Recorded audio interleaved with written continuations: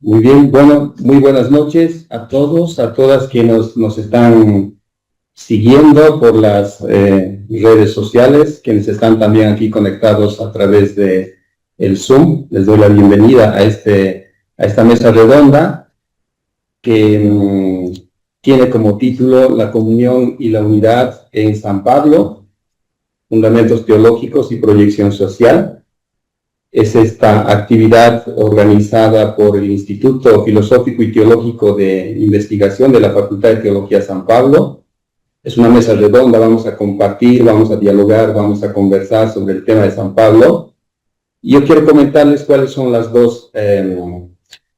dos contextos, por qué hemos elegido este tema, ¿no? El primer contexto es que este año estamos celebrando 60 años de la Universidad Católica San Pablo. 60 años de existencia, de servicio a la comunidad, de servicio a la formación universitaria, cuyo patrono es San Pablo. Entonces, hemos querido dedicarle esta mesa redonda a dialogar sobre este apóstol, que es además nuestro patrono de la Universidad Católica.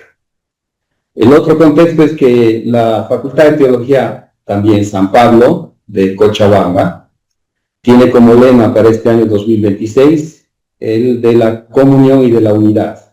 Este lema de la comunión y la unidad lo recogemos en sintonía con el magisterio del Papa León XIV, que nos ha convocado a pensar, a reflexionar, a tratar este tema de la comunión y de la unidad, especialmente en un contexto social, mundial, global, de mucha fragmentación, de mucha división, de muchas guerras, donde parece que hace importancia el hecho de pensar la comunión y la unidad.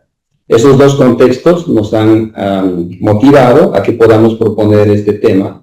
Por un lado, pensar la comunión y la unidad y arraigarlo a partir del pensamiento de San Pablo. Vamos a comenzar con unas palabras del presidente de la Facultad de Teología, el padre doctor Manuel Hurtado, que nos acompaña en esta mesa, y luego comenzaremos ya con el diálogo sobre nuestro tema. Adelante, padre Manuel. Muy buenas noches a todas y a todos.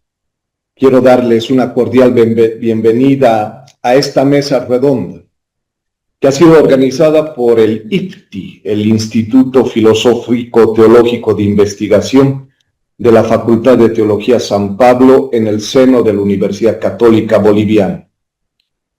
Saludo con mucho aprecio a nuestros expositores de esta noche, a quienes están haciendo posible esta transmisión también, y a todas las personas que nos acompañan a través del streaming. Nos alegra mucho saber que aunque físicamente no estemos reunidos en gran número, sí estamos convocados por una inquietud común y por un tema que vale realmente la pena de pensar juntos. Y el tema es muy significativo: la comunión y la unidad en San Pablo. No solo en su fundamento teológico, sino también en su proyección social. Es un tema profundamente actual, me parece, porque vivimos tiempos en los que fácilmente experimentamos división, polarización, cansancio social, fragmentación y también dificultad para encontrarnos de verdad unos con otros. Por eso, volver a San Pablo no es simplemente volver a un autor del pasado, es más bien dejarnos interpelar por una palabra que todavía hoy podría iluminar nuestra manera de vivir y de convivir y de construir comunidad. Me parece además especialmente valioso que esta reflexión se haga desde tres perspectivas distintas, aunque muy complementarias: la bíblico-teológica, la filosófico-política y la psicosocial. Eso muestra muy bien lo que busca promover el Instituto Filosófico Teológico de Investigación, el IFTI. Es decir, un pensamiento serio, dialogante, abierto, que no se encierra en una sola mirada, sino que intenta comprender mejor la realidad y ofrecer aportes significativos a la vida de la Iglesia, de la universidad y de la sociedad. En ese sentido, quisiera subrayar justamente la importancia del IPTI dentro de la vida de nuestra facultad. Espacios como este muestran que investigar, pensar, dialogar, abrir preguntas de fondo es una tarea esencial. No se trata solo de transmitir contenidos, sino de ayudar a discernir el presente, leerlo con profundidad y buscar caminos de sentido. Y lo digo en plural, caminos de sentido. Por eso, agradezco mucho por todo lo que se ha trabajado, a quienes han preparado esta actividad, a quienes compartirán esta noche su reflexión, y estoy seguro de que será un encuentro muy fecundo y de que la pregunta que está en el fondo de esta mesa redonda, como la noción paulina de comunión y unidad, puede ayudarnos hoy a repensar la vida en común. Es una pregunta que nos toca a todos de muy cerca. Donde estamos, donde vivimos, donde nos movemos y existimos, nos toca, para jugar con las palabras de Pablo. Y con gratitud y esperanza les doy nuevamente la bienvenida y podemos inaugurar esta mesa redonda en este momento. Muchas gracias a todos y bienvenidos nuevamente. Muchas gracias, Padre Manuel, por las palabras de bienvenida, por el ánimo que nos da para encaminar esta mesa redonda, este diálogo que vamos a tener sobre el apóstol Pablo y el tema de la comunión y la unidad. Como el Padre Manuel ha señalado, vamos a tener tres voces, desde tres perspectivas, tres disciplinas, tres orientaciones en la reflexión. Tendremos una perspectiva bíblico-teológica, una perspectiva filosófico-política y otra psicológico-social. Entonces tenemos tres personas que nos van a acompañar a discernir. Vamos a comenzar con la perspectiva bíblico-teológica. Y yo quisiera introducir un poquito esta perspectiva señalando algunos datos, ¿no? Unos elementos sobre el apóstol Pablo. La primera cosa es que desde las tradiciones bíblicas y patrísticas, al apóstol Pablo se lo conoce como apóstol, justamente, siervo de Cristo, apóstol de los gentiles o de los paganos. Hay muchos libros que se han escrito en esta línea, ¿no? Del apóstol de los paganos. Y también, para complementar esta perspectiva, a Pablo también se lo conoce como un pensador de la universalidad, un pensador que ha abierto su mente y su mundo de fe a la universalidad. Entonces podríamos decir que estamos frente a un pensador, un creyente multifacético, con distintas facetas, con distintas perspectivas. Y vale la pena estudiar su pensamiento, conocer su pensamiento, sobre todo hoy, como también lo ha mencionado el Padre Manuel, en un mundo en el que necesitamos reconfigurar, recomprender y reencaminar nuestra comunión, entender nuestra comunión en ese sentido. Entonces le voy a pedir a la profesora Sonia Vargas, que nos acompaña ahora y que va a dar las primeras palabras respecto de esta perspectiva bíblico-teológica, y voy a presentarla brevemente, ¿no? La profesora Sonia Vargas es laica consagrada del movimiento de los focolares.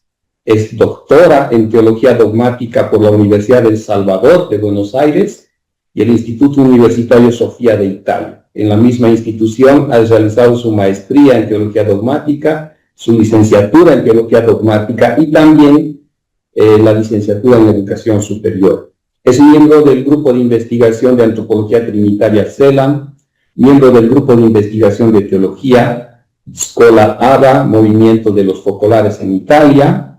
Ha publicado en la revista de teología de la UCA, también en la revista de teología de IUS, Italia. Tiene publicaciones en la revista Cuestiones Teológicas. Es editora del libro Antropología Trinitaria para nuestros pueblos, del CELAM, editora del libro Perspectivas desde la Teología por una cultura de la fraternidad, muy relacionado con nuestro tema, de Ciudad Nueva, Buenos Aires, coordinadora de las materias de formación humana cristiana de la Universidad Católica en la sede de La Paz, secretaria académica de la Facultad de Teología en Cochabamba, docente de Teología Trinitaria y Escatología en la Facultad de Teología de la Universidad Católica de Cochabamba, y directora de la especialidad de posgrado en Teología Pastoral.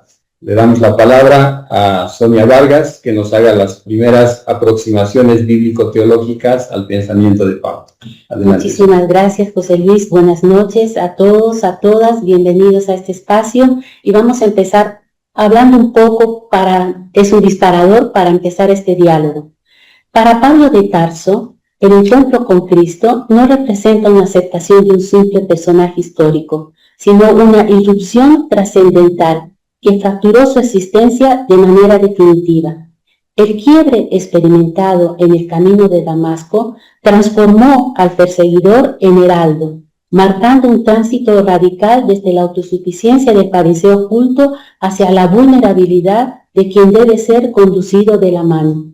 Es una metáfora muy bella en la conversión de Pablo de Tarso en Damasco, la situación de que él pierde la visión, pierde la vista, vulnerable, no queda ciego. ¿Por qué? Porque él va a mirar a partir de este momento, de ese encuentro, va a mirar la realidad con otros ojos.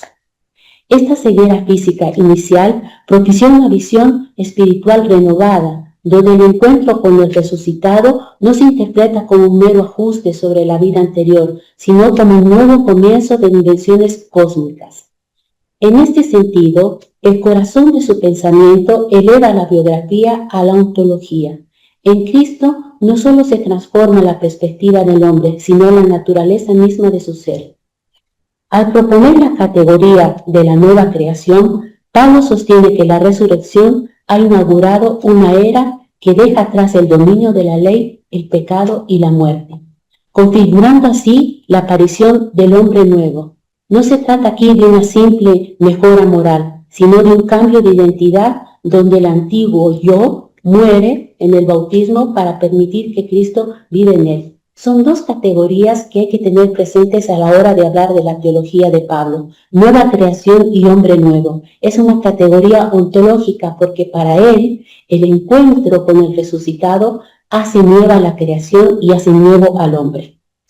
Esta transformación individual posee una dimensión comunitaria e intrínseca que disuelve las barreras de etnia, clase y sexo, pues en nueva existencia no hay judío ni griego, libre ni esclavo, sino una unidad plena en el espíritu. Aquí llegamos al meollo de nuestro tema, es decir, que este hombre nuevo tiene repercusiones en la vida de la sociedad y para él desaparecen, por decirlo así, las categorías. Mientras me preparaba, leí un autor que hacía este ejemplo que es muy sintomático para esto. Decía que imaginemos, por ejemplo, un museo o un parque donde las entradas se dan por la semana con diferentes probabilidades. Por ejemplo, día lunes, adulto mayor, 10 pesos. Día martes, los niños, 5 pesos. Día jueves, tercera edad, 10 pesos. Pero el día sábado, entrada gratuita. ¿Qué pasa con este ejemplo? Este ejemplo nos hace ver que no es que las categorías de adulto mayor, de niño, de discapacitado desaparecen, sino permanecen, pero hay un plus. Ese plus para Pablo es la vida en Cristo. Las categorías permanecen, la diversidad está, pero es una llamada a la unidad en la novedad de Cristo. Bien, el itinerario cristiano nace así de una secuencia vital que comienza con la fides audium, es decir, de la escucha de la fe, una respuesta existencial al anuncio del querigma que interpela desde fuera para transformar desde adentro. Esta fe no constituye un asentamiento meramente intelectual, sino una capitulación total de la autonomía personal ante la soberanía de Cristo. Uno de los autores más importantes que trabaja la teología de Pablo, Schneitzer, llega a decir que podemos hablar del misticismo de Pablo en Cristo. Ser en Cristo es su hábitat místico. Es allí donde se encuentra la unidad y la comunión. Por consiguiente, la conversión no aísla al individuo, sino que lo inserta en una realidad orgánica. La comunidad, entendida no como una organización humana, sino como el cuerpo de Cristo. Bajo este fundamento, si el cristiano está en Cristo y Cristo es uno solo, todos los creyentes forman un único organismo vivo, caracterizado por una independencia radical, donde la diversidad de los carismas no es un obstáculo, sino el don que constituye el cuerpo en su totalidad. Finalmente, para Pablo, esta cohesión se da a través del amor, que no es un sentimiento difuso, sino el compendio y la plenitud de la ley. Esta comprensión redefine la identidad del creyente a través de una fe que actúa por la caridad. Así, la apertura de la fe no se agota en una relación vertical con Cristo, sino que se proyecta necesariamente de forma horizontal hacia el prójimo. Esta es una característica importante que hay que subrayar de Pablo. Para Pablo, la conversión y el encuentro con Cristo resucitado no solo implica una relación vertical, es decir, el hombre con Dios o el hombre con Cristo, sino esta tiene una repercusión horizontal, el hombre y la sociedad.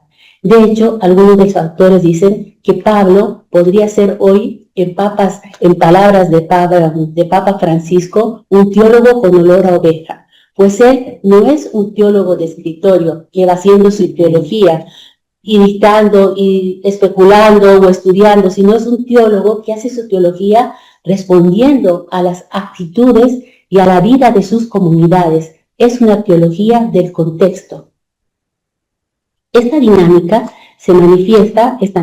del amor de Pablo, se manifiesta con fuerza en el himno a la caridad, donde la fe y la esperanza encuentran su sentido último en el amor, que es el único que permanece. En definitiva, para el apóstol, el hombre nuevo y la nueva creación en Cristo no son conceptos abstractos, sino realidades que nacen de una fe que hace visible y concreta a través del amor. La metáfora del cuerpo de Cristo, expresión emblemática de la identidad comunitaria en la teología paulina, no se halla presente en sus escritos iniciales. Surge más bien en la correspondencia a los corintios, como respuesta directa a las tensiones internas de dicha comunidad. Si bien esta imagen encuentra un eco en las concepciones helenísticas de la época, que coinciden al Estado con un cuerpo político, en plano se advierten diferencias fundamentales. En su pensamiento, el principio de unidad no es la estructura social, sino el propio Cristo, cuyo fundamento reside en la fe dinamizada por el amor. Aquí me viene como ejemplo la teología trinitaria. Cuando hablamos de Trinidad, siempre buscamos un principio de unidad y un principio de diversidad. Cuando se fue trabajando el tema del dogma, el principio de unidad en el misterio trinitario es el principio de la sustancia. Son uno porque son de una naturaleza divina y son diversos porque son tres personas, Padre, Hijo y Espíritu Santo. En Pablo, la unidad y la comunión, el principio de unidad, se da en Cristo. Hasta acá llegamos. Muchas gracias, Sonia, por estos elementos introductorios sobre la teología, sobre la comunidad de Pablo, ¿no? A mí me gustaría, hay dos elementos que me gustaría que podamos enfatizar, ¿no? El primero es, podríamos decir que el primer interés de Pablo al hablar de la comunidad no es un interés ético, político, sociológico, es un interés teológico, porque tiene que ver con la unidad o la unión en Cristo, ¿no es cierto? Esta es la idea central, es decir, Pablo propone la construcción de la comunidad, la idea de comunidad, en una perspectiva teológica, y que eso es muy importante porque a veces reducimos la concepción comunitaria o de la comunión a perspectivas sociológicas o a perspectivas políticas, ¿no? Y entonces uno puede pensar que la comunión tiene que ver con una construcción social nada más.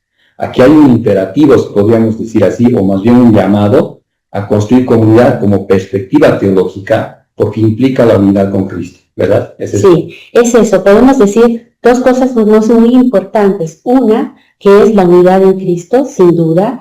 La segunda es la escucha de la fe. Para Pablo es importante la conversión, es decir, para Pablo uno tiene que convertirse y creer que Cristo murió y resucitó. En esa resurrección Pablo apoya las dos categorías de nueva creación y hombre nuevo. Y a partir de ello, esta relación vertical con Cristo tiene su consecuencia horizontal con la comunidad. Además, Pablo va a decir que hay un elemento importante que es el amor, sin duda, en su himno a la caridad lo dice perfectamente, es el amor lo que une a la comunidad, pero también más adelante, en sus cartas posteriores, Pablo va a hablar de dos pilares fundamentales que hacen a la comunidad. Y estos dos pilares fundamentales son la Eucaristía y el bautismo. Para Pablo, somos bautizados en el Espíritu de Cristo. Y la Eucaristía es el pan que nos hace uno en el cuerpo de Cristo. Por lo tanto, son elementos, sacramentos que hacen a la comunión de la comunidad. Muchas gracias. Un elemento, el segundo que te decía es que, y lo vamos a retomar después de la participación de los otros panelistas, pero es importante, ¿no? Decías que cómo se logra la comunidad, cómo se hace comunidad a partir de la fe dinamizada por el amor, ¿no? Y esta es ya entras en una dimensión de la praxis de la fe, ¿no? Entonces eso va a ser interesante conocer las otras perspectivas. Con este elemento podemos dar paso a la perspectiva filosófico-política, porque decíamos, bueno, el primer punto de partida, digamos, del apóstol Pablo para plantear la comunión y la unidad es teología. Es decir, él plantea la idea de unión en Cristo. Y eso se hace, como dijiste, ¿no? Como una creación nueva y con el hombre nuevo. Eso significa conversión. Sin embargo, también esta realidad implica una dimensión, implica una proyección social. Y ahora, ¿qué significa esto en la vida social? ¿Cómo se hace esto en la vida social? Es por eso que vamos a escuchar ahora a Raúl Miranda Recabado, que nos acompaña aquí en esta mesa redonda. Raúl es de nacimiento potosino, pero ha sido muy bien acogido aquí en Cochabamba, en la Yacta, ¿no? Es filósofo, ha estudiado filosofía y letras en la Universidad Católica de Cochabamba, ha trabajado en obras misionales pontificias del Arzobispado de Cochabamba, ha trabajado también en formación misionera en el Centro Misionero Merinol, coordinando varios proyectos de posgrado y de formación, ¿no? Ha desarrollado también a la par proyectos sociales y pastorales. Es docente de filosofía y psicología en el nivel secundario. Es docente de formación humana cristiana en la Universidad Católica de Cochabamba. Forma parte del equipo Semilla dedicado a la formación misionera. Es miembro de la comunidad de afiliados de Merinol y forma parte del directorio de la Asociación de Profesores de Filosofía y Psicología. Bienvenido, Raúl. Entonces, tus primeras aproximaciones al pensamiento de Pablo desde esta perspectiva filosófico-política. Adelante. Muy bien, muchas gracias, José Luis, y también buenas noches, saludos a todos los que están conectados a través de las diferentes redes sociales y también a los colegas que estamos reunidos en esta mesa.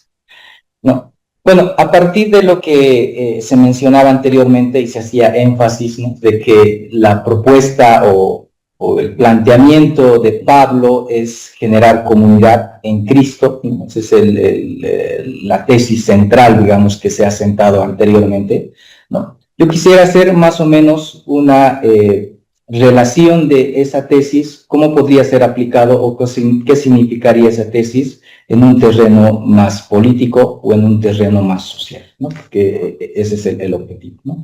Entonces, creo que es importante para poder entender esto, un poco tal vez aclarar la definición o el concepto de unidad que está planteando Pablo, ¿no? Porque a diferencia de la política tradicional o de la teoría política desde Hobbes hasta Rawls, digamos, siempre es una política en base al consenso, ¿no? Es decir, que los actores tienen que llegar a mínimos acuerdos voluntariamente a partir de un ejercicio de racionalidad voluntaria, ¿no? Eso tenemos por un lado. Entonces ahí en el terreno político hay una exigencia de que logremos unidad política a partir del consenso, ¿no? Por otro lado, también puede ser que se produzca unidad política a partir de la fragmentación o la individualización o de la imposición de un actor o de un sector sobre otros, ¿no? Donde un agente, una corriente o una línea política establece individualmente criterios de unidad y todos tienen que sumarse como mayoría o como minoría a esos criterios que establece una minoría, ¿no? O una línea política, ¿no? Ahora, frente a ese contexto, ¿cuál sería la propuesta de unidad de Pablo, ¿no? Creo que no es una propuesta de unidad en base al consenso, ¿no? Ni tampoco en base a la fragmentación, ¿no? Sino que es una propuesta de unidad participativa más que unidad por consenso, ¿no? Entonces, en este caso podríamos decir, reconociendo que Pablo es muy importante en esta visión de poder incluir la diversidad y todo, ¿no? Que Pablo nos está proponiendo que la política debe ser necesariamente plural, ¿no? Porque supone una interdependencia activa de participación de los sujetos que están implicados en cualquier terreno o en cualquier escenario político, ¿no? Entonces, lo primero que a mí me gustaría sentar es esa idea de que la propuesta de unidad de Pablo es activa, participativa, porque supone la interdependencia de los sujetos, ¿no?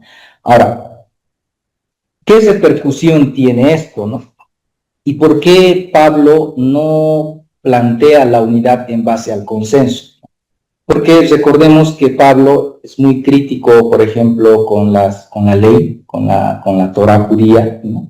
También es muy crítico con la ley romana, ¿no? Y creo que él, en el fondo, lo que nos trata de plantear es que la ley muchas veces separa en vez que une, ¿no? Porque la ley establece quiénes están dentro del consenso y quienes están fuera del consenso, ¿no? Entonces, por lo tanto, la propuesta de Pablo no es un consenso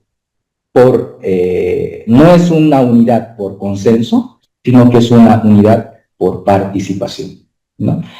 Eso por un lado, ¿no? Ahora, hay un autor que es uno de los lectores interesantes de Pablo, que es Jacob Taubes, ¿no? No sé si han escuchado hablar de él, ¿no? Este autor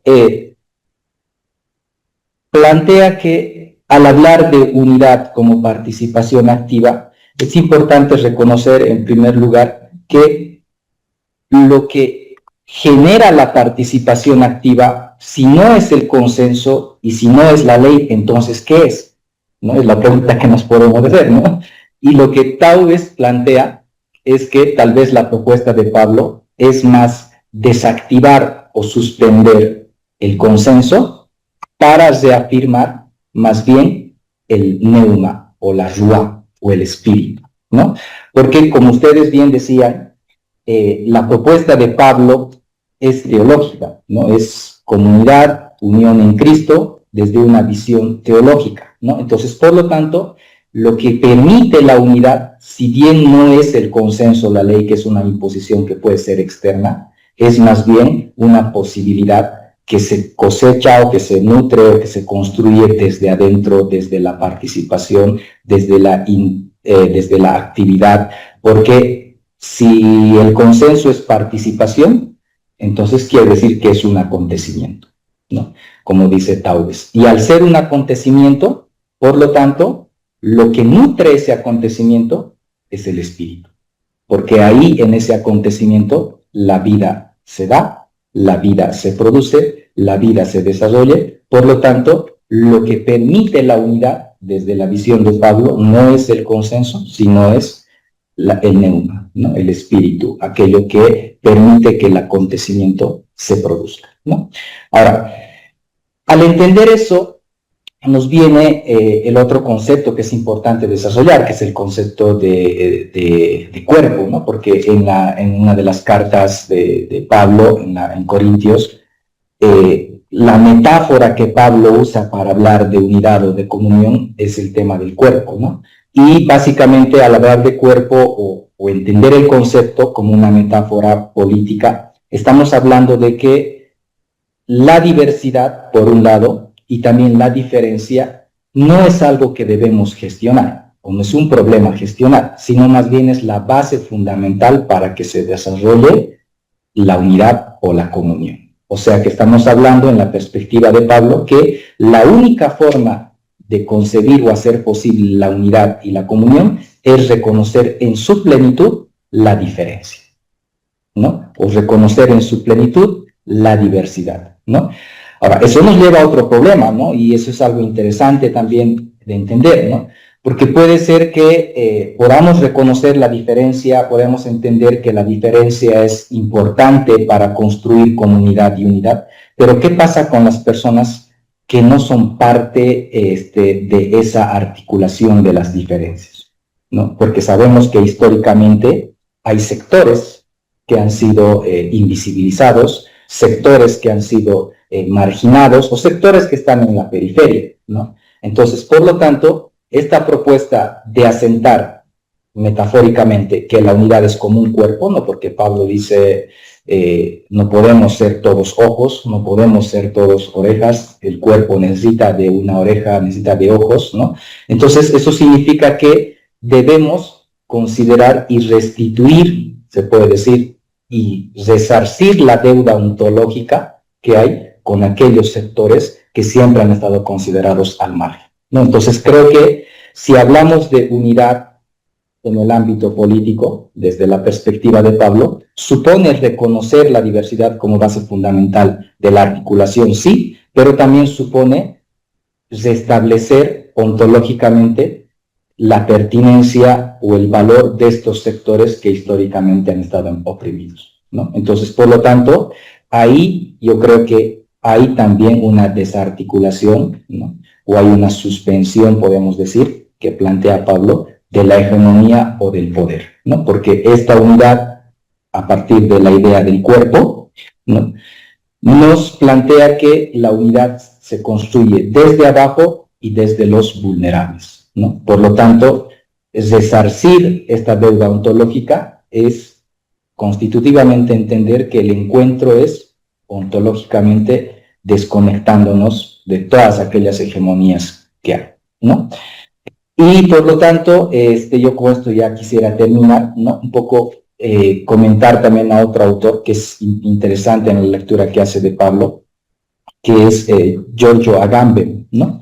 Quien menciona que la unidad, aparte de la desarticulación de la ley o del consenso mediante la ley que les decía a un inicio, y la desarticulación de la hegemonía o del poder que les decía con la idea del cuerpo, Giorgio Agamben también plantea que es importante hacer una desarticulación, una suspensión subjetiva, ¿no? ¿Eso qué quiere decir? ¿No? En el mismo texto de Corintios, ¿no?, Pablo empieza a hablar y a dar unas recomendaciones en las que usa el término como si no fueran esclavos, como si no fueran esposos, como si no fueran, etcétera, ¿no? Y ese término del como si no fueran, ¿qué significa? ¿No? O sea, ¿qué es lo que quiere plantearnos ahí, ¿no? Entonces, en la interpretación que hace Agamben, ¿no?, está la idea de que la comunión es posible también, además, como posibilidad a partir de la suspensión de la subjetividad. ¿Para qué? Para dar paso a lo que él llama una política de la proximidad, ¿no? Porque cuando tú suspendes temporalmente muchos aspectos de tu subjetividad, como por ejemplo tu ideología, tu tradición cultural, ¿no?, tu estatus social, tu profesión, etcétera, ¿no? Lo único que resta, dice Agamben, es la proximidad pura, que es el encuentro del tú a tú, o el encuentro ontológico de ser con el otro, ¿no? Entonces, creo que a mí me gustaría ya con esto hacer una pequeña acentuación, ¿no?, de que esta idea de unidad, comunión y cuerpo en Pablo nos interpela que en la política, para poder lograr hacer unidad política, ¿no?, necesitamos en primer lugar suspender una concepción de unidad a partir del consenso y más bien apostar a una unidad a partir de la participación. Luego, suspender o desactivarnos de esta política de la hegemonía, del poder, ¿no? Y dar pie a una política de la diversidad donde se restituya ontológicamente a los que han sido vulnerados o invisibilizados, que tengan una participación real, porque la metáfora del cuerpo, eso es lo que nos plantea. Y finalmente, hacer una desactivación de la subjetividad, ¿no? Para que yo realmente pueda lograr hacer un encuentro de proximidad con el otro para poder generar ahí una relación, digamos, se puede decir, ontológica de ser con los otros. Muchas gracias, Raúl, por esos elementos para aproximarnos a la perspectiva filosófico-política de Pablo, ¿no? Dos elementos igual me llaman la atención sobre lo que has dicho. Uno tiene que ver con la idea de que el concepto de comunión y unidad en Pablo no elimina la diversidad ni la diferencia. No es un concepto que va a buscar homogeneización, ¿no es cierto? Entonces ahí hay una cuestión para explorar, en el sentido de que la diferencia y la diversidad son constitutivas de la comunión, no son aparte, no son un obstáculo, no puede entenderse esa realidad como algo que hay que combatir, ¿no? Entonces esa es una cosa que me llama la atención. Luego, de los elementos que has mencionado, esto de la suspensión y desactivación de ciertas concepciones, ¿no? Suspender una concepción de hegemonía, por ejemplo. Cuando uno piensa en comunión, a veces piensa en hegemonía, y que la comunión hace un cuerpo hegemónico respecto de otros, y por tanto genera vulnerabilidades o genera vulnerables también. Y para Pablo eso no es coherente, ¿no es cierto? Entonces hay esos elementos. Yo creo que podemos conversar sobre lo que has dicho en lo último, qué implica la suspensión de la subjetividad, que Pablo lo convierte tal vez en términos de vocación, ¿no? El que quiere que actúe como si no fuese.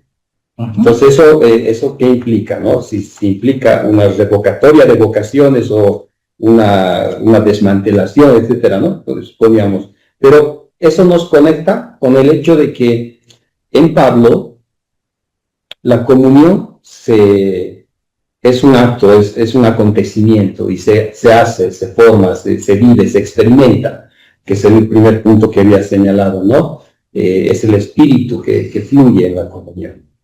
Y en relación a este tema de cómo se hace comunión, entonces pasamos al otro ámbito, el ámbito psicosocial. Y para ello nos acompaña aquí el profesor Luis Llanos. Luis Llanos es, voy a leer un poquito su hoja de vida, ¿no? Tiene una maestría en psicología jurídica y forense, tiene una licenciatura en psicología, tiene una licenciatura eclesiástica en teología pastoral y un bachillerato en teología y en filosofía.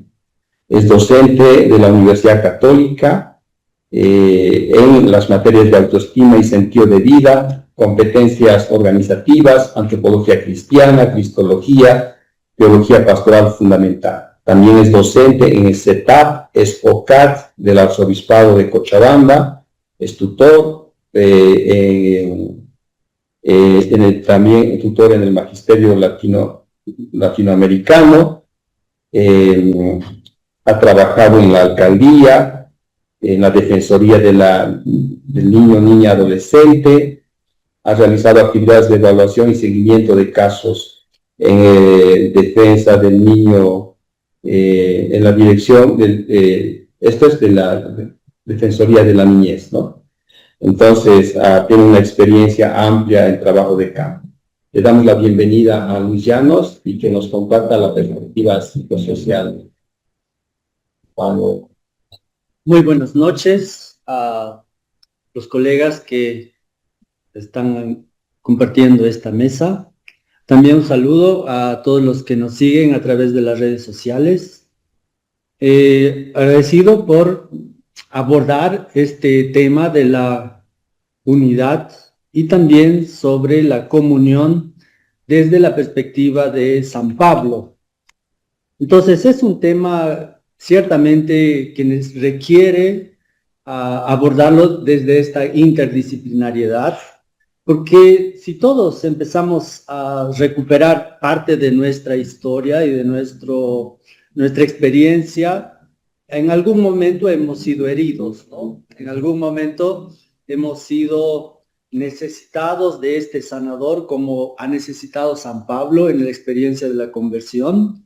Y a partir de allí podemos ya ir enfocando que el primer punto, y lo que vamos a sostener en esta mesa, es que la unidad no es uniformidad, ¿no? En el sentido de que la unidad es ciertamente lo que buscamos en todo lo que sea esencial y todo aquello que promueva comunidad, promueva comunión. Sin embargo, en algunos espacios, a veces en nombre de esta unidad, pues lo convierten en un instrumento de control, de seguimiento, de ver qué es lo que están haciendo dentro de los espacios comunitarios. Sin embargo, si revisamos todo lo que ha dicho San Pablo, y dentro de sus cartas lo podemos encontrar en Primera de Corintios, en el capítulo 12, allí San Pablo nos deja con mucha claridad todo lo que él quiere dentro de lo que es la iglesia. Por una parte, él dice que la unidad se hace en base a esta imagen del cuerpo místico que es la iglesia y Jesucristo la cabeza. Entonces, a partir de allí podemos decir que Pablo no describe una estructura jerárquica rígida, sino más bien un organismo vivo, que todos son necesarios y todos, obviamente, en un determinado momento para tener buena salud, si queremos entender desde el punto de vista mental, pues necesitamos incluso de los pies, de los dedos, de los ojos. Y a partir de allí, si es que Pablo dice que en nombre de la unidad no se debe buscar la imposición, es importante que esta unidad no es la uniformidad, sino más bien esta diversidad que nos hace la riqueza y nuestra fortaleza. Y eso es lo que se debe buscar en los diferentes espacios, sean centros de formación, sean comunidades religiosas, donde su diversidad lo puedan ofrecer hacia el mundo, hacia la misión, como algo valioso y algo que contribuye a perfeccionarse en esa diversidad, en esa complementariedad. Precisamente desde el punto de vista psicológico, podemos decir que esta unidad en determinados espacios a veces se vuelve muy frágil. ¿Por qué se vuelve tan frágil? Precisamente porque aparece personas con algunos indicadores narcisistas, donde todos quieren concentrarlo, ¿no? Donde todos es el foco de atención, y a partir de allí podemos decir que esta identidad otra vez se vuelve a poner herida. Entonces, cuando la comunidad o sus líderes o los docentes o aquellos que guían comunidades, obviamente temen a la diferencia y reaccionan buscando control para mantener una falsa paz o una falsa unidad, es precisamente una forma de muerte, una forma de no crecimiento. Y la comunidad precisamente empieza a desestructurarse, cada uno busca sus propios intereses y no hay esta comunión, esta unidad que Pablo habla y desarrolla dentro de su teología en sus cartas. Por eso es que Pablo introduce una regla de oro que podríamos decir, donde señala en Primera de Corintios capítulo 12, versículo 22, los miembros del cuerpo que parecen más débiles son necesarios. Traducidos al ambiente académico, al ambiente comunitario, podríamos decir que incluso el portero, el que hace limpieza, nuestros pisos, o aquel que nos atiende con el periódico durante la semana, pues son necesarios para poder formar esta unidad, esta comunidad. Y psicológicamente esto implica que la unidad auténtica no es la que silencia, la que controla, la que persigue, la que hace sentir incómodo, sino que busca la institucionalización de la escucha y también reconociendo la vulnerabilidad. Entonces, aquí es importante reconocer que dentro de nuestras competencias, que a veces algunos se consideran muy superpoderosos, es también saber reconocer que somos vulnerables. A partir de allí, si la unidad se construye silenciando a los débiles, podríamos decir que se construye sobre, como Jesús lo ha dicho, ¿no? Construyes tu casa sobre arena. Sin embargo, si la comunión y la unidad, como exige Pablo, busca más bien una ascesis del poder, donde cada uno debe dejar hacer a la otra persona lo que está llamado a hacer y no buscar homogeneizar o uniformizar. Entonces, a partir de allí podemos decir que podemos plantear 3 categorías sobre las competencias que se requiere para poder formar unidad, para poder formar comunión. Y una de ellas es, obviamente, porque nos metemos dentro de la subjetividad, ¿no? Donde un hecho es interpretado de diferente manera por diferentes personas. Y esa es la riqueza, precisamente qué tipo de personas formamos dentro de nuestra facultad, dentro de la universidad, dentro de las comunidades religiosas, o si quieren, o grupos seculares que buscan también perfeccionarse en esta visión de la comunión y la unidad. Es importante mantener esa tensión entre la unidad y la diversidad. Y allí es donde prácticamente podemos decir con Santo Tomás, que es uno de los expertos en estos temas, la naturaleza humana presupone la gracia. La gracia supone la naturaleza. La gracia no anula nuestras competencias o lo que conocemos como nuestras habilidades o competencias blandas, que se habla hoy mucho dentro de los centros de formación. Entonces, para vivir la unidad paulina se requiere lo que podríamos llamar 3 competencias existenciales. Uno es reconocer la alteridad del otro, porque San Pablo precisamente busca que esa unidad no es un acuerdo entre iguales, sino un reconocimiento de que en el otro encuentro a Cristo. Y esto es fundamental para poder convivir y hacer comunidad, es muy indispensable. La competencia aquí es la capacidad del descentramiento, de la capacidad de ocupar el lugar del otro, lo que en habilidades sociales se llama la empatía. Aquí no entramos a hablar de simpatía, no hablamos de antipatías, sino esta empatía con el otro, precisamente porque es diferente, ¿no? Y eso es lo que va a permitir al otro buscar su crecimiento, su madurez, y eso implica también la capacidad de cómo estructuro la relación con el otro, porque precisamente en esa relación uno se siente tratado o maltratado, y ahí es donde debemos trabajar con la enseñanza de Pablo, cuando dice que todo es importante, viéndolo, si ustedes quieren, no como esa lucha de átomos para formar la unidad, sino la necesidad de todas las células interviniendo para mantener este cuerpo místico, como ya lo habían señalado. Entonces, a partir de allí podríamos decir que esta capacidad de relación implica que una identidad bien constituida implica el crecimiento, la madurez, y eso va a llevar, de alguna manera, a buscar que la otra persona vaya ganando confianza, tenga mayor autoimagen, ¿por qué no decir una mejor autoestima? Una tercera competencia, podríamos decir, cómo gestionamos el conflicto, ¿no? Y aquí quisiera plantear el conflicto entendido como la negación del otro a satisfacer una necesidad.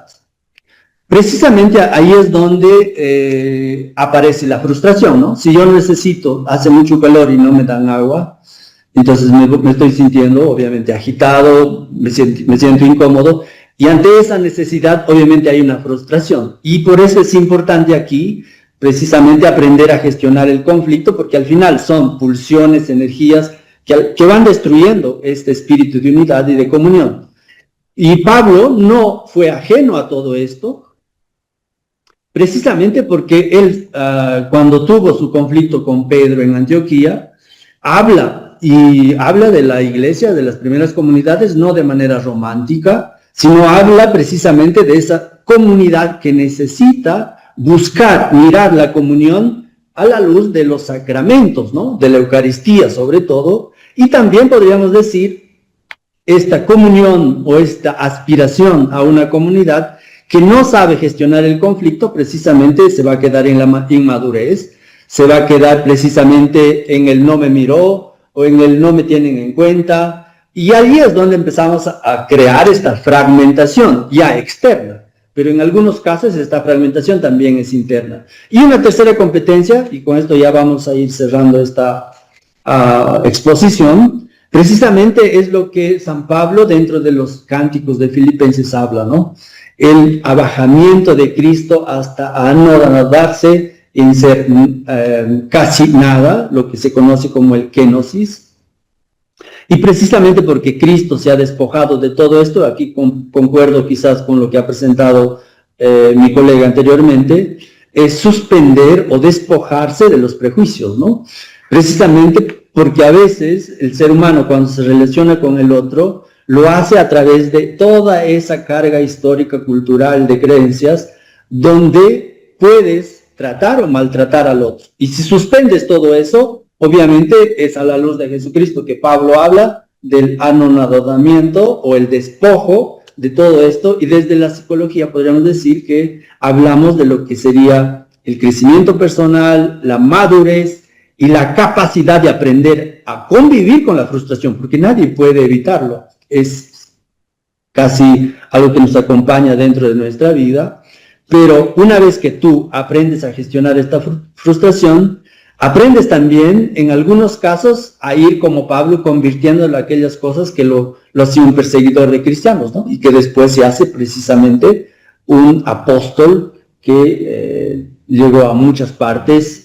Y a partir de allí podríamos decir que hay una necesidad de ir muriendo al ego, también a todo aquello que no nos permite relacionarnos con la otra persona de igual a igual. Y esa unidad, obviamente, se requiere dejar espacio para los otros vayan estableciendo ese crecimiento. Y por último, creo que es fundamental que podamos hablar sobre la reconciliación, ¿no? Sin eso tampoco se puede formar unidad, tampoco se puede formar comunión. La Eucaristía es un momento central para hablar sobre esto, y creo que un espacio donde se puede aprovechar muy bien es en el gesto de la paz. Cuando se tiene esa oportunidad de poder reconciliarte con el que está a tu costado o haciendo un encuentro de reconciliación entre todos los que participan, allí estaremos siguiendo lo que enseña Pablo, ¿no? Para regenerarnos constantemente necesitamos reconciliarnos. Y esta reconciliación significa, según lo que encontramos en Vaticano II y también lo que ha enseñado San Agustín, sobre lo que precisamente me parece fundamental para mantener la unidad y la comunión. En lo esencial, mantener la unidad; en lo dudoso, dejar libres; y en todo, la caridad. Y todo esto visto a la luz de la Eucaristía. Muchas gracias. Muchas gracias, Luis, por tu exposición, por estos elementos que nos aportas a la reflexión desde la perspectiva psicosocial. No me ha gustado esta frase que has mencionado, ¿no? Si la unidad elimina la voz de los vulnerables, no es unidad paulina, ¿no? Entonces esto también ha salido en la mesa, ¿no? Y lo otro, estas competencias que tú mencionabas para que en la vida práctica podamos encaminar nuestra comunión y nuestra unidad a partir, como has dicho en lo último, ¿no? De la reconciliación. Cada vez que nos reconciliamos somos comunión, ¿no? Esa es la idea.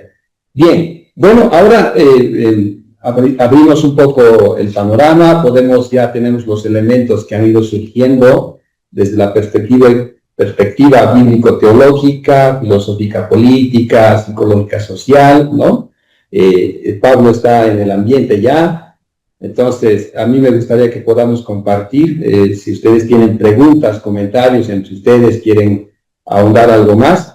También abrimos la posibilidad de que quienes nos están siguiendo a través del Zoom puedan levantar la manito y tal vez hacer una pregunta verbalmente o escribir su pregunta en mensajes.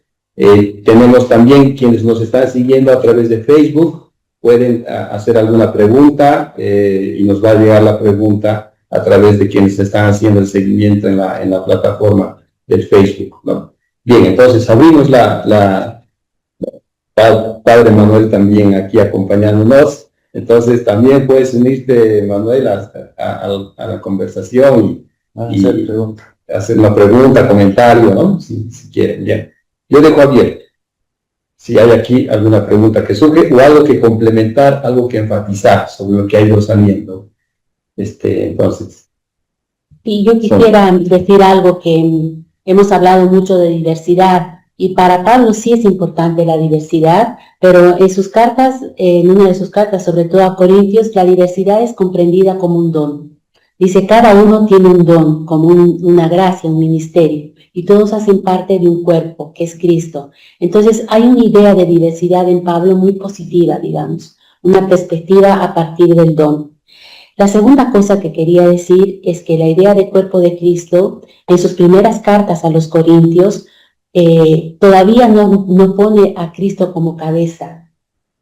Esta idea de Cristo como cabeza es en la época del cautiverio, cuando ya Pablo está en prisión, y no es tanto jerárquica, es decir, como que Cristo está arriba de todo, sino más bien para Pablo era la idea de lo que se tenía en esa época. Los galenos, los médicos entendían como la función de la cabeza, la que hace fluir todo el cuerpo.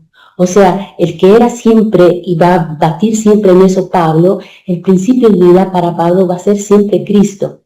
Entonces, aún siendo cabeza, no es jerárquico, pero es como quien deja fluir y que funcione la diversidad. Esa es una parte importante que me parece que puedo, de lo que he escuchado de Luis y de Raúl, que agradezco sus dos ponencias. Ok. Excelente eso que dices. A mí me hace pensar, entonces, si la comunidad no tiene como principio una estructura jerárquica, tal vez estamos pensando ya en una estructura ministerial de servicio. Sí. Es horizontal. Horizontal. No hay digamos, una estructura jerárquica dentro de la comunión, ¿no? Que uno está arriba, otro está abajo, sino que todos cumplen un servicio, un ministerio, y por eso la diversidad es un don, ¿no? Es muy interesante. No sé si Raúl, Luis, tienen algo que complementar, alguna. A mí me gustaría que si hay alguna pregunta dentro de los que están siguiendo esta presentación, sería bienvenida, o algún comentario, pero creo que me parece que Pablo es, si es que hablamos de Bolivia, como una mina que nunca se acaba de explorar todo su aporte que ha tenido, ¿no? Porque Pablo precisamente habla de una conversión instantánea, pero también tiene momentos de la parte mística, ¿no? Donde prácticamente está todo lo que es los primeros siglos del cristianismo con una ascesis muy profunda, y eso es lo que permite de alguna manera entender y comprender todo el aporte, y por eso seguimos hablando de él. Y claro, no queremos ser ajenos en los 60 años de la universidad, y precisamente llevando el nombre, y ojalá que con esto algunos de los estudiantes, pues, sobre todo de Tupuraya, ¿no?, puedan acercarse a Pablo, porque allí hay bastante, podríamos decir, pasas por la universidad, pero no sabes quién fue Pablo. Tenemos, perdón. Sí, si me permite, tal vez yo quisiera un poco ahondar en esta idea de lo que decían sobre lo que fundamenta la unidad, ¿no? Creo que a veces podemos falsamente creer que tal vez la propuesta de Pablo es como un colectivismo uniformador, ¿no? En el sentido de que se deben sumar los individuos, ¿no?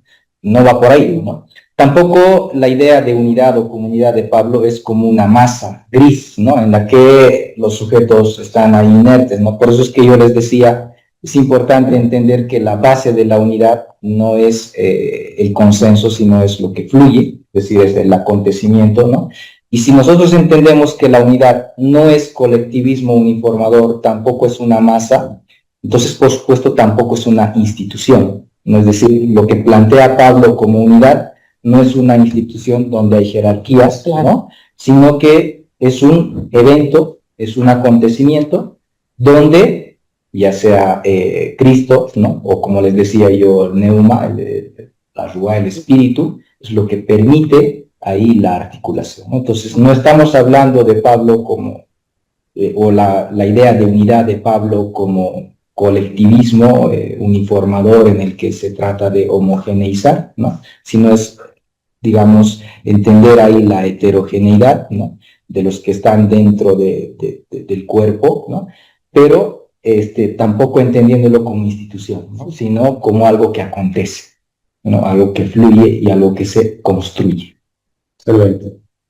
Tenemos dos personas que sí quieren. No, sobre lo que dice Raúl, a ver si yo he entendido bien, quizás para retomar o repetir algo para que quede claro, me parece importante. Desde San Pablo nos has dicho que, bueno, leído por el filósofo italiano Agamben, la unidad cristiana consiste en suprimir las diferencias o en desactivar aquellas identidades que se vuelven absolutas o excluyentes. Entonces, eso debe ser comprendido así o como, porque da la impresión de que abre y cierra, ¿no? Sí, es un poco controversial, ¿no? Porque estamos hablando de que hay que acoger la diversidad, pero Agamben dice hay que suprimir, ¿no? Entonces creo que ahí puede haber, digamos, la idea importante de entender que como la unidad es un acontecimiento, ¿no? No se construye sumando individuos, sino más bien restando lo que nos separa. Creo que esa es la idea que Agamben está planteando, ¿no? Porque él dice, debemos reconocer la diversidad, sí, pero como tú decías, a veces nos enfocamos más en los ropajes culturales que tenemos, ¿no? O en la visión ideológica que tenemos, ¿no? O en los absolutismos que tenemos, ¿no? Y creo que la propuesta es que para que realmente haya una unidad, ¿no? Hay que despojarnos de esos ropajes, hay que despojarnos de esas ideas absolutas, ¿no? ¿Para qué? Para dar paso a lo que Agamben propone, que es la proximidad pura, que es el de sujeto-sujeto, ¿no? Es el sujeto frágil porque no tiene un ropaje cultural que lo sostiene, tampoco tiene una ideología que le permite ejercer cierta hegemonía, sino que lo único que tienes es la realidad de un encuentro del sujeto tú a tú, ¿no? Y por lo tanto a eso Agamben llama la política de la proximidad, ¿no? En la que necesitamos entender que la unidad se construye sobre la base de restar un poco aquellos absolutismos que tenemos, ¿no? Es decir, es despojarnos de aquellas ideas que a veces nos separan, ¿no? Nos dividen, ¿no? Porque necesitamos entender que nosotros somos personas que ontológicamente somos seres con los otros, ¿no? Es decir, creo que la misma teología nuestra nos ayuda a entender que antropológicamente somos seres con los otros, ¿no? Es decir, nuestra antropología nos enseña que somos seres ontológicamente relacionales o sociales, ¿no? Entonces lo que Agamben está planteando es desarticular, suspender un poco aquello que nos separa para que no sea una sumatoria, como digo, de individuos, porque eso sería una masa, una colectividad, sino sería tal vez generar una comunión desposicionándome de mis egos, digamos, ¿no? Excelente. Tenemos dos participaciones a través del Zoom. Primero le vamos a dar la palabra a Mijael Franz. Adelante, Mijael. Gracias. Yo siento que el aspecto de la diversidad es muy central y muy fuerte en Pablo, ¿no? Se ve en muchos puntos en la imagen del cuerpo que mencionaron, en los diferentes dones, en las diferentes vasijas nobles e innobles. Y creo que ahí está, para mí al menos, una clave para entender comunidad en el sentido de Pablo, que tal vez se puede expresar con la palabra de sinergia, ¿no? O sea, el colaborar desde su sentido griego, el efecto que recién se da cuando trabajamos juntos, donde todo tiene una función diferente, pero todos aportan algo. Tal vez podrían dar como su entendimiento de esa idea de la sinergia del colaborar desde las diferentes perspectivas. Excelente, muchas gracias, Mijail. Sí, esto de la sinergia también es un concepto que ayuda a comprender lo de la comunión y el valor de la diversidad, cada uno aportando desde sus propias energías, podríamos decir, ¿no? Es una cosa muy interesante. Le damos la palabra a Vilma ahora para su participación. Adelante, Vilma. Muchas gracias, buenas noches a todos, buenas noches a los expositores, que verdaderamente ha sido unas 3 exposiciones muy espirituales y de excelente. Primeramente, decirles que solo es un comentario, un pequeño aporte a lo que he observado de lo que hemos visto y sentido de las 3 exposiciones, donde para Pablo es importante la conversión. Esa conversión que está basada en 2 elementos que son el bautismo y la Eucaristía. Y el planteamiento de Pablo es generar comunidad en Cristo. Y yo opino y veo que desde una perspectiva teológica me ha encantado y valoro la coincidencia que hubo en las 3 exposiciones, que es la participación activa del Espíritu Santo, donde las 3 personas de la dimensión trinitaria dan esa participación, que es el neum, esa participación de la Ruach Santa, que es lo que nutre este acontecimiento de la unidad, donde se produce la elevación y se produce la planificación de las personas y de la comunidad, para que tengamos una unidad cristiana. Muchas gracias. Muchas gracias, Vilma. Sí, muy interesante esta perspectiva. También en relación a esta, hay una pregunta, ¿no? En relación a la perspectiva que comentaba Vilma. Dice, si San Pablo centra la vida cristiana en la experiencia del Espíritu Santo en sus vidas, ¿qué papel juega este Espíritu en sus exposiciones? ¿No? No sé si alguien se anima a comentar algo. El rol del Espíritu Santo en la comunión, ¿no? ¿Qué dice? Yo digo que para Pablo el espíritu, el Ruá, es el espíritu de Cristo resucitado. Es en él donde Pablo encuentra esa sinergia, digamos, que también hablaba Mijael, ¿no? Es en él donde encontramos esa sinergia. Por otro lado, me gusta mucho decir que para Pablo el himno de la caridad es sumamente importante, porque para Pablo hay un elemento que no solamente es la fe y la conversión, sino el amor.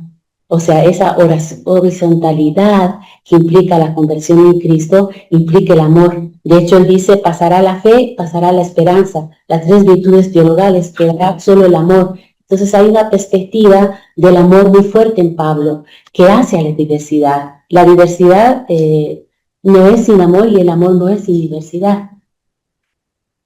Excelente.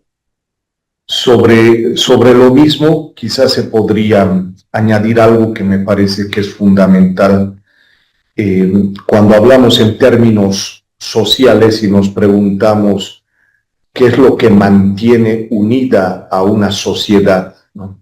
Se habla del vínculo social, ¿verdad? Lo que permite que una sociedad se mantenga unida, cohesionada, hacer posible que una república, un país, sea unitario. Entonces tiene que haber algo que lo cohesione. ¿Qué es esa cohesión social? ¿Cómo podemos denominarla, ¿no? Entonces hay filósofos que hablan del vínculo social, ¿no? Precisamente, pero si eso lo traducimos al ámbito de la teología y en concreto a esta reflexión a partir de la pregunta de Vilma ahora sobre el rol del Espíritu Santo, lo equivalente, creo que para nosotros lo que mantiene cohesionada, unida a la Iglesia y a la sociedad, sin duda es el Espíritu Santo, que es lo que mantiene cohesionada una comunidad o una institución. O sea, ¿dónde está el vínculo? Y sería, el Espíritu Santo es el nexus que permite precisamente esa cohesión, esa unidad en la diferencia, y ese es el punto.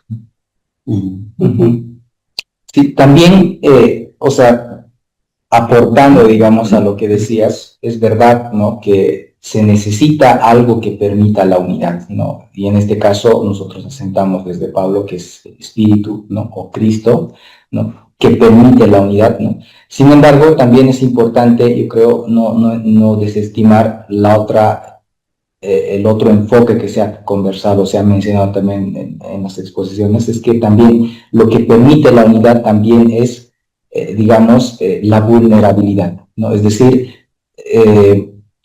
entender que hay personas que están en una condición de vulnerabilidad, que como decía Luis también, son miembros importantes para la unidad, ¿no? Entonces, por lo tanto, si yo considero que Cristo es lo que permite la unidad o el espíritu, ¿no? Y la diversidad es importante ahí, ¿no? En esa diversidad no debe estar, digamos, fuera de esa diversidad estos grupos que son vulnerables. Que creo que en Pablo también está la idea de que los vulnerables o la vulnerabilidad, ¿no? O la fragilidad es fundamental también para armar la comunidad o para articular la comunidad, ¿no? Creo que por ahí también es importante remarcar ese aspecto. Muy bien, nos han llegado algunas otras preguntas, no sé si alguien se anima a contestar estas preguntas. Dice, ¿cuál sería el pensamiento de Pablo frente a la crisis vocacional en la relación a la misión de la iglesia hoy?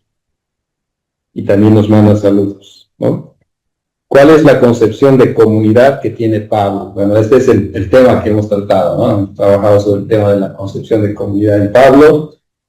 Esto del pensamiento de Pablo frente a la crisis vocacional, ¿alguien se anima a decir algo que vaya por ahí? Tú hablabas algo de las vocaciones, Raúl, en relación a la interpretación de Agamben, ¿no? Que es revocatoria de ciertas vocaciones, en realidad que lastiman o que no producen la unidad, ¿no es cierto? Esta pregunta va en otra sintonía, creo. Bien, a mí me viene la cuestión de la conversión de Pablo y en el relato el punto de su ceguera, es decir, una vocación hoy en día sí requiere una cierta, o kenosis, anonadamiento, una cierta ceguera. Yo diría que Pablo en ese sentido sabe aprovechar esa ceguera, ese momento de debilidad, de vulnerabilidad, para ver con ojos nuevos la realidad. O sea, yo creo que hoy en la crisis vocacional Pablo es un ejemplo, pues él no creía en Cristo. Es más, sabemos que perseguía a los cristianos porque estaba segura de su convicción farisea, pero cuando se da cuenta que Cristo es la novedad, Cristo resucitado, es la superación de la ley y la superación de la muerte, la vocación de Pablo es sumamente radical. Deja todo para seguir a Cristo. O sea, yo creo que Pablo es un ejemplo de vocación. Es un ejemplo de vocación en un mundo difícil, porque en el que se encontraba era de un mundo complicado, entre judíos y griegos. Entonces yo creo que sí, Pablo tiene mucho que decirnos en un mundo desorientado como el nuestro, que sí hay un horizonte. Y ese horizonte sí puede ser perseguido, luchado, buscado, conquistado, sobre todo para los jóvenes. Y ese horizonte es precisamente esa mirada en Cristo. Sobre ese punto, yo creo que algo ha mencionado Raúl también cuando estaba comentando la noción del cómo no existe en Pablo, ¿no? Que subraya a Agamben justamente, y la no permanencia en la condición que uno fue llamado, la no permanencia en la condición que uno fue llamado. O sea, hay un cambio. Sí. Entonces ahí podríamos preguntarnos, no para responder contra pregunta, pero porque nos puede iluminar, ¿podría quizás esto ayudarnos a pensar una transformación del mundo, no necesariamente por evasión, ¿no?, sino por un nuevo uso de las condiciones concretas de la existencia, ¿no? Y eso creo que abre puertas, e incluso podríamos preguntarnos cómo puede esa lógica paulina iluminar hoy día la vida social, ¿no? O donde están presentes tantas identidades, ¿no?, y tantos roles que se hacen rígidos y se endurecen y que se vuelven fuente de división, ¿no? Pero el cómo no de Pablo, ¿no? Es en esa condición de llamado. Yo creo que nos abre una perspectiva interesante para aquello de la vocación en el sentido más amplio, ¿no? Perfecto. A mí me llama la atención porque, claro, esta es una interpretación, pero también es una necesidad, ¿no? La crisis vocacional o las crisis de las vocaciones, pero es precisamente porque Pablo es un ejemplo a seguir aquí, ¿no? Pablo, una vez que deja esa parte de su vida cuando era perseguidor, deja esa parte cuando estaba muy apegado a la ley, y una vez que da ese cambio es como dice, esto no es, y cambia de dirección y se entrega totalmente a Cristo, y precisamente allí se puede ver cómo cada ser humano que empieza a descubrir su vocación no es más que seguir el deseo de perfeccionamiento según la enseñanza de Cristo, ¿no? Y allí podríamos seguir todo lo que nos plantea Pablo. Tal vez sobre ese punto, yo creo que, no sé, yo lo pienso así, ¿no? Yo pienso que la mayoría de las vocaciones, ¿no? Yo creo que no han nacido en un momento de individualidad, ¿no? Es decir, uno no ha descubierto una vocación en un momento de individualidad. Yo creo que lo ha hecho en relación, ¿no? O en un contexto o en un acontecimiento determinado, ¿no? Entonces creo que para esta cuestionante que están lanzando sobre cómo Pablo ayudaría al tema de las vocaciones, un punto yo creo que es lo que decíamos hace rato, ¿no? Que es el tema de la desposesión de los egos, ¿no? Porque creo que una vocación es un llamado a que tú puedas tal vez ya no ser, ¿no? Sino ser un ser nuevo, es decir, como una conversión, ¿no? Y eso es desposeerte de tu ego, o sea, de tu subjetividad, ¿no? Para entrar a una conversión, ¿no?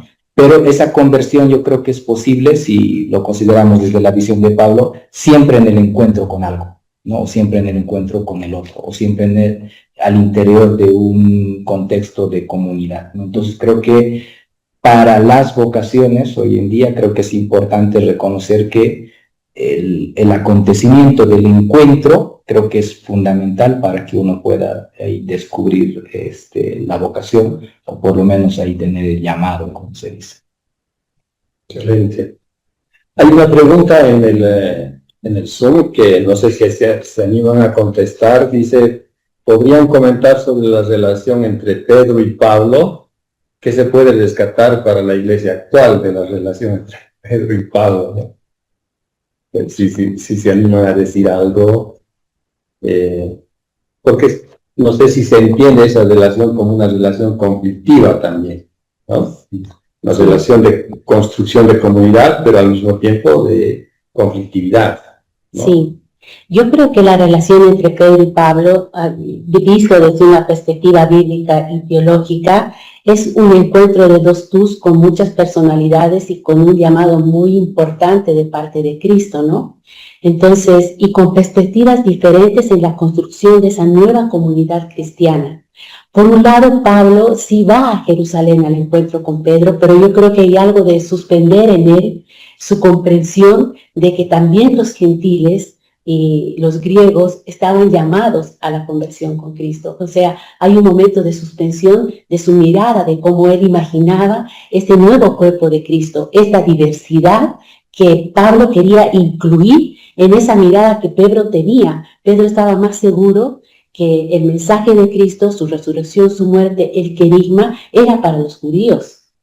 Entonces Pablo va con esta nueva propuesta, digamos, una nueva mirada que quiere hacer comprender que realmente la iglesia o el querigma es universal. Entonces un encuentro de dos tus con llamadas muy importantes. Tú podrías decir, ninguno aquí podría comprender su perspectiva de mirada de la construcción del nuevo cristianismo, pero sin embargo hay ese encuentro y esa mirada de los dos, porque Pablo comprende y Pedro comprende también que es un llamado. Entonces me parece que es paradigmática, es un encuentro entre dos personalidades fuertes que tienen miradas distintas, pero se comprenden ¿Por qué? Porque es más fuerte quizás su vocación, el llamado a la respuesta a ese querigma de Cristo. Es posible también, extendiendo un poco la respuesta de Sonia, que el gran aporte de Pedro y Pablo en la iglesia es precisamente en que hay dos estilos que están en la iglesia, dos maneras de ser, dos modos de proceder, dos estilos diferentes, que le dan la riqueza a la iglesia, ¿no? Son maneras diferentes, y a mí siempre me inspira el modelo de las iglesias donde normalmente están las estatuas, los bustos de Pedro y Pablo en una misma iglesia, al interior de la iglesia. Están los dos, Pedro y Pablo, ¿no? Dos estilos completamente diferentes que se encuentran en la iglesia.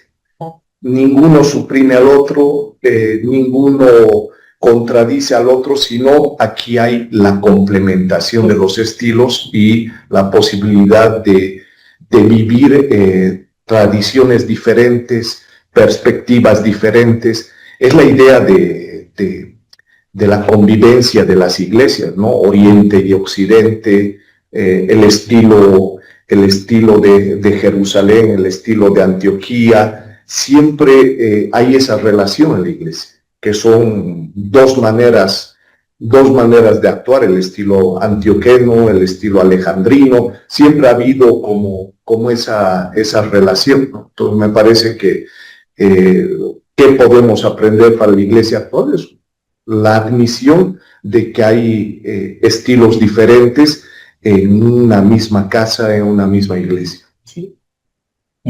A mí me hace pensar esa relación entre Pedro y Pablo a partir de una frase del Papa Benedicto XVI que decía que la misión se juega entre la fidelidad y la audacia. Claro. Y entonces podríamos pensar como imagen, no absoluta, pero más o menos simbólica, a Pedro como la imagen de la fidelidad y Pablo como la imagen de la audacia, el que está queriendo abrir terrenos, y Pedro cuidando algo que no se debe perder, ¿no? Y en relación a eso, hay una película, ¿no?, que se llama Los dos papas, que es el encuentro, ¿no?, una ficción de encuentro, aunque tiene algunos datos de veracidad, entre el Papa Benedicto XVI y el Papa Francisco. Cómo se encuentran, dialogan, conversan, hablan de sus diferencias, sin perder el sentido de la comunión que ya hay entre ellos, ¿no? Es muy interesante esas dos imágenes, ¿no? Bien. Bueno, había una pregunta que a mí me gustaría que la podamos leer. Dice, ¿podrían comentar sobre el rol de la mujer en la iglesia misionera? ¿Cuál sería su pensamiento? No sé si tienen... ¿El pensamiento de Pablo o Sí. El pensamiento de Pablo o el pensamiento de los panelistas, ¿no? Pero si ustedes creen que hay algo que decir sobre esto, en relación a nuestro tema, ¿no? Porque, bueno, esto podría estar hasta cierto punto, ¿no?, fuera de nuestro tema, pero no sé si alguien se anima a decir algo. Podemos dejarlo como pregunta también para una próxima mesa, ¿no? Yo creo que en primer lugar, en la primitiva iglesia, Jesús hace un cambio paradigmático en su relación con la mujer de su época, en su contexto social, digamos. Jesús hace un cambio paradigmático.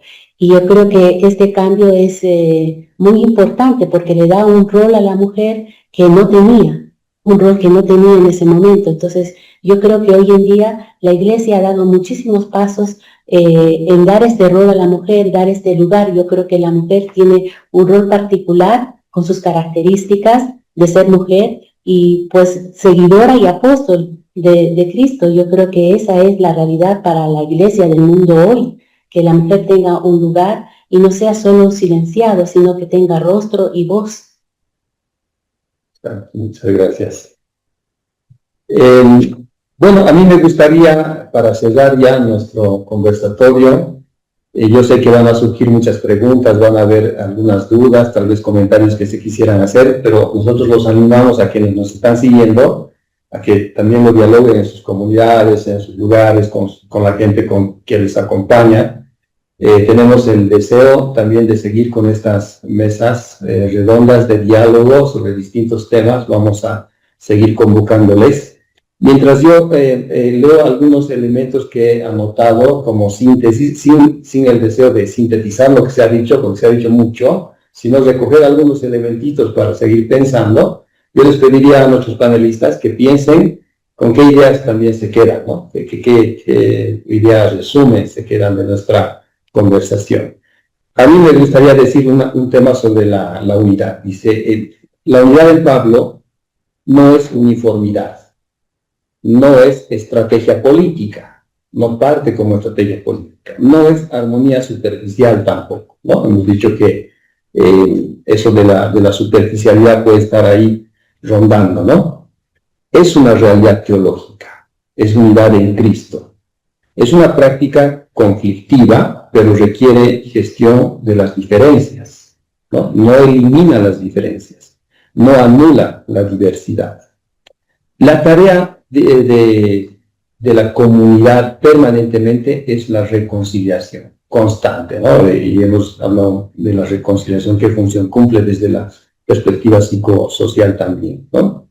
Entonces, estos elementos nos hacen pensar que toda comunidad creyente, y como hemos hablado de la proyección social del pensamiento de Pablo sobre la comunidad, también toda comunidad humana busca la unidad y la comunión, pero cuando esta búsqueda, aunque en términos de comunión y en términos de unidad, funciona bajo lógicas de jerarquización, de homogeneización cultural, etc., se aleja de la concepción paulina de comunidad y de unidad, ¿no? Tampoco quiere decir que la comunión suprime el conflicto, ¿no? Eso es lo que hablábamos también hace un momento. Bien, entonces, con esos elementos, a mí me gustaría cerrar esta mesa redonda, pidiéndoles a ustedes que nos compartan alguna idea con la cual se quedan, ¿no? De todo lo que hemos ido conversando. No sé quién quiere comenzar. Bueno, Chico. creo que ha sido muy grato compartir esta mesa y reconocer que desde diferentes perspectivas se puede analizar un tema tan fundamental y necesario hoy, incluso para nuestro país de Bolivia. Y podríamos resaltar toda esta parte, ¿no? De cómo Pablo dice que la diversidad es necesaria, y también reconocer esta parte de cómo es posible, ¿no? Convivir con el otro en medio de sus diferentes formas de pensar, formas de interpretar y comprender los fenómenos que atraviesa la sociedad, la misma experiencia formativa incluso. Y creo que también es fundamental que cada comunidad haga esta experiencia de permanente conversión y reconciliación para poder ir encaminando, porque ya para cerrar creo que la idea central ya me parece muy importante, que la comunión que nosotros hablamos no la hablamos solamente a un nivel humano, ¿no? Estamos hablando de la Santísima Trinidad como el modelo perfecto de comunión que nosotros intentamos ir tras sus huellas. Entonces, a partir de allí creo que es esencial lo que ha señalado en todo, mantener la unidad en lo esencial, libertad en lo que es dudoso y en todo caridad. A mí me parece que podríamos ir cerrando. ¿Sí? Muchas gracias, Chito. Raúl. Muy bien. Bueno, también tal vez a manera de responder a las dos preguntas que había al final sobre Pedro y Pablo y sobre el tema de la mujer, ¿no?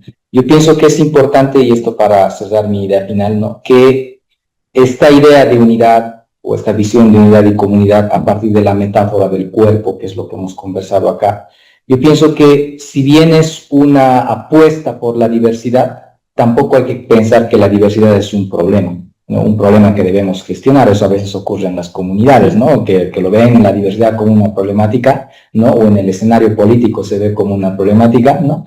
O en cualquier escenario social se ve como una problemática, ¿no? Sino que es importante entender tal vez que la diversidad se puede decir, la condición de posibilidad de que exista realmente la comunión, ¿no? Es decir, no hay comunión sin diversidad. Por eso es que, como decía Padre Manuel, Pedro y Pablo son importantes, también lo es el hombre y también, por supuesto, la mujer, ¿no? Entonces, la diversidad es una condición de posibilidad para la comunión, ¿no? Entonces yo me quedo con esta idea. Muchas gracias, Raúl. Sonia. Muchas gracias. Quiero agradecer a Luis, a Raúl, a Manuel, a José Luis por este espacio. Y a mí me queda la idea de la conversión de Pablo, porque él sufre un momento de ceguera antes de lanzarse en su audacia que decías tú, ¿no? Y esa ceguera puede ser la que cada uno de nosotros puede atravesar en diferentes momentos, en este mundo tan fragmentado, un momento de ceguera que nos puede llevar a una conversión. Y esa conversión es esa radicalidad de querer construir este cuerpo de Cristo en la diversidad, ¿no? Me quedo con eso. Excelente, muchas gracias, Sonia. Yo les agradezco, Luis, Sonia, Raúl, a Padre Manuel también, que está presente aquí. Agradezco a todos los que nos han acompañado a través del Zoom, que han estado participando también. Agradezco a quienes nos han seguido a través de las redes sociales como Facebook. Se ha transmitido también a través de la página de YouTube de la Facultad de Teología San Pablo de la Universidad Católica. Agradezco mucho a todos, ¿no?, que han estado atentos a esta mesa redonda sobre Pablo y la unidad y la comunión.